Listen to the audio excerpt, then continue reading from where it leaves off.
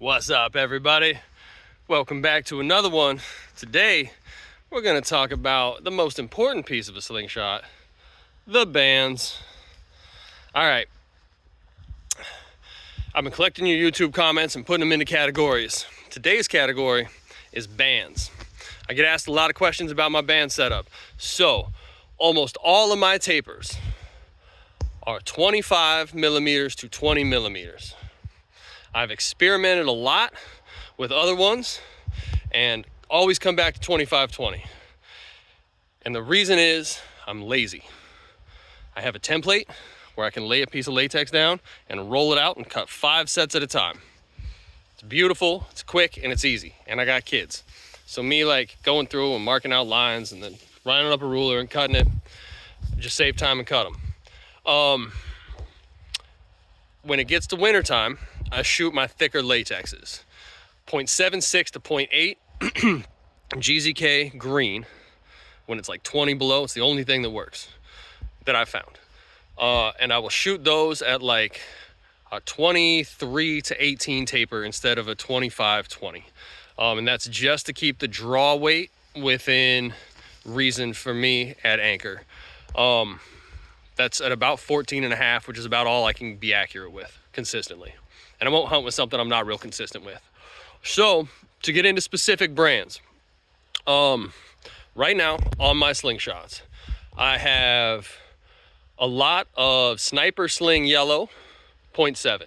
I have a lot of Sniper Sling Green, 0.7. I have a lot of Kieran Lee Pink, because that stuff holds its pop real good even when the temperatures drop. Not anywhere near as good at like sub-zero temperatures as GZK Green. Like I said, that's the only one that works in the cold. But Kieran Lee Pink is good to down like 15-20 degrees Fahrenheit.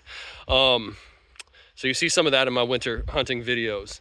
I also I use a lot of Burning Skull. I've got Burning Skull 0.7 in white, and I've got Burning Skull 0.65 in yellow. I've got Jinpoo, which is what you just saw on this Osage frame. Jinpoo in like that glacier blue or ice blue or whatever they're calling it flavor at that's 0.65 as well. So I catch a little bit of flack in the slingshot community because my latexes are thinner than other people who hunt with big ammo. And my theory there is accuracy over horsepower wins when horsepower is inaccurate. So if you can pull back 1 millimeter latex and hunt with it, by all means, bro, do so. Be accurate, be ethical, hit him in the head. I'm not that guy. I prefer a lighter setup at like 12 to 14 pounds draw weight that I can be real precise and accurate, put it through a keyhole and thread the needle, you know what I mean, and knock that rabbit out, one hitter quitter, or that grouse out, one hitter quitter, just take the head off. And it works, you know, it works. Like you can't argue with the catalog, it's all there. My active length is 6.5 inches.